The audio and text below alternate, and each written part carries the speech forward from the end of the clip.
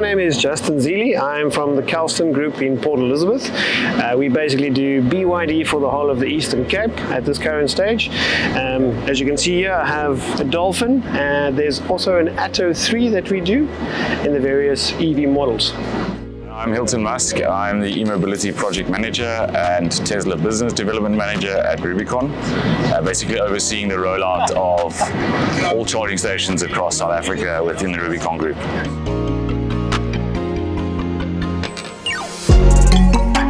At the moment, to have two of the biggest competitors throughout the world in South Africa is really a great thing for South Africa to have.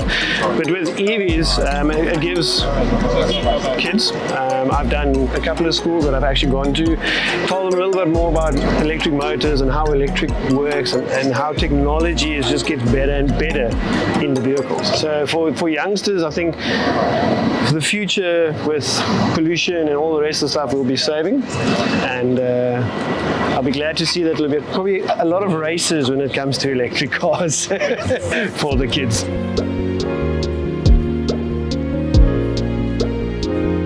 Our experience in the market in actually developing the charging stations, there's a number of markets that come out. Funny enough, most of the times I go out to a site, it's the kids that end up telling me about the vehicle. You know, with the internet and everything available, they can see these things overseas and they know so much about these cars already, right, the kids. But adding on to that, what I think is really important and sort of empowering is the markets that are going to come from that. You know, the addition of electromechanics that are actually going to work on the vehicles, robotics. The training, the robotics, you know, the computer or software engineering that goes into these things and into the charging stations themselves. I think there's so much more of an industry that's going to come about from the introduction of electric vehicles here. And I think that's where the opportunities are really going to be seen.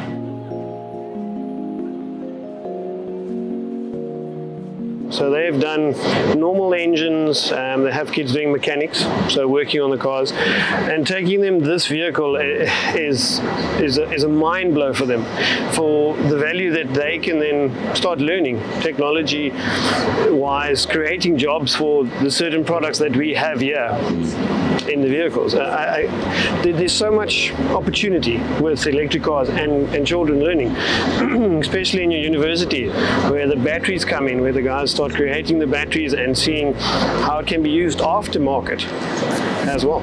Nowadays, every kid has a cell phone, right? And every kid knows a little bit about how technology works with cell phones availability these days.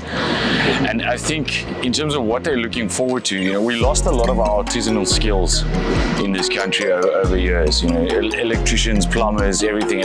It became somewhat of an unglamorous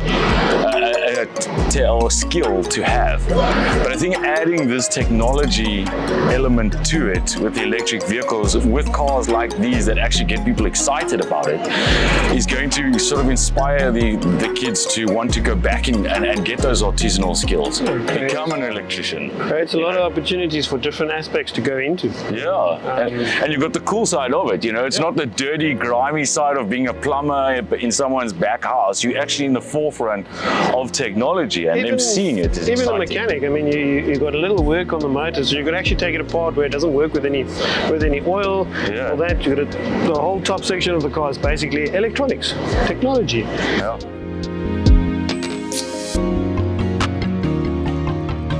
So BYD, it's excitement, and to let you guys know that BYD in South Africa is going to become one of the cheapest electric vehicles in South Africa. So keep your eye out on BYD, and thank you for joining us.